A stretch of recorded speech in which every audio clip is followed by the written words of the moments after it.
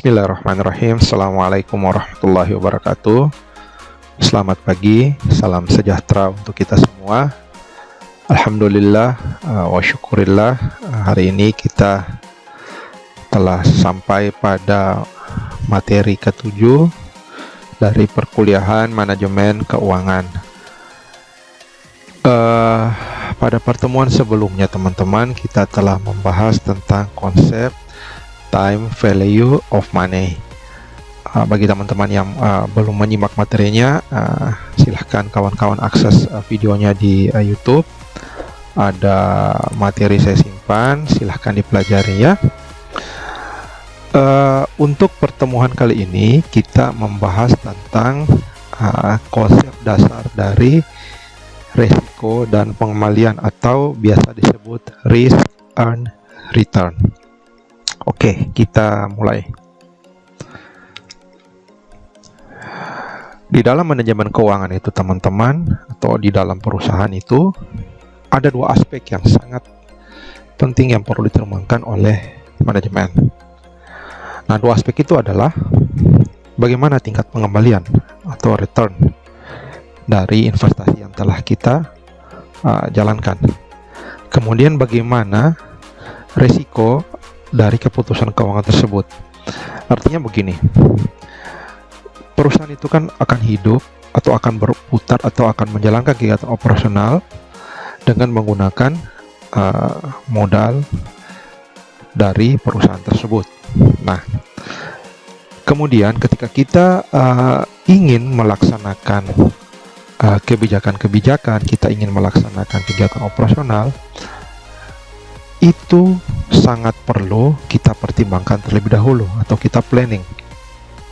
Ketika contoh kita ingin berinvestasi di dalam bidang atau kita ingin membeli peralatan-peralatan yang ingin atau untuk menunjang aktivitas keseharian kita. Nah, kita akan hitung ketika kita berinvestasi sekian rupiah, berapa kembalinya uang tersebut, berapa lama, dan adakah risiko yang muncul ketika keputusan tersebut. Nah, seperti kawan-kawan ketahui kan, keputusan keuangan itu kan ada keputusan investasi, keputusan dividen, dan keputusan investasi, pendanaan, dan dividen. Nah, di antara keputusan itu, bagaimana pengembaliannya, terus berapa lama, kemudian adakah risiko yang kita temui ketika mengambil keputusan tersebut. Nah, investor itu lebih banyak itu menyukai return dan tidak menyukai risiko. Itu merupakan sesuatu hal yang lumrah teman-teman. Banyak investor-investor yang tidak menyukai, ya istilahnya dia hanya mau hasilnya tapi tidak mau berjuang, tidak mau mengambil risiko. Ini yang susah. Sedangkan di dalam konsep risk return relationship, high return itu tentu high risk, low return tentu low risk. Artinya begini, semakin tinggi risiko yang kita dapatkan, pasti semakin besar pengembaliannya atau returnnya. Semakin rendah risiko yang kita capai atau kita hadapi, tentu returnnya lebih rendah. Jadi ini adalah konsep daripada risk return relationship. Hubungan risiko dengan return yang diharapkan.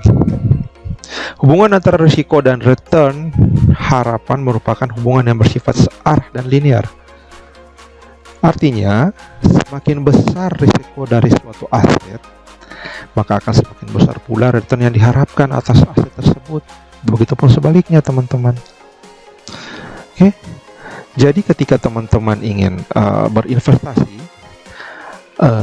ketika returnnya tinggi, pasti akan ada usaha atau risiko yang berbanding lurus. Jadi tidak ada ceritanya orang itu berinvestasi low risk high return, tidak ada. Semua itu high risk high return. Itu sudah prinsip dasar. Jadi tidak akan bisa diubah.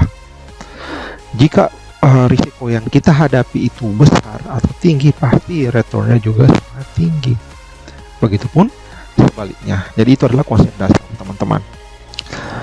Materi awal ini sengaja saya taruh di paling depan supaya kawan-kawan paham sebelum kita masuk ke inti materi kita, bahwa dalam konsep investasi itu hubungan antara risk dan return itu berjalan searah.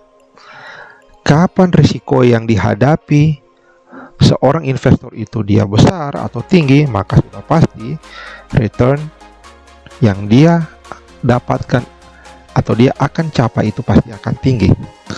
Oke kawan-kawan ya, ini masih materi pengantar. Jadi silahkan diulang-ulang terus, dibaca, kemudian kuasai, dan kita persiapkan untuk masuk ke materi selanjutnya. Terima kasih. Billahi taufiq wal hidayah.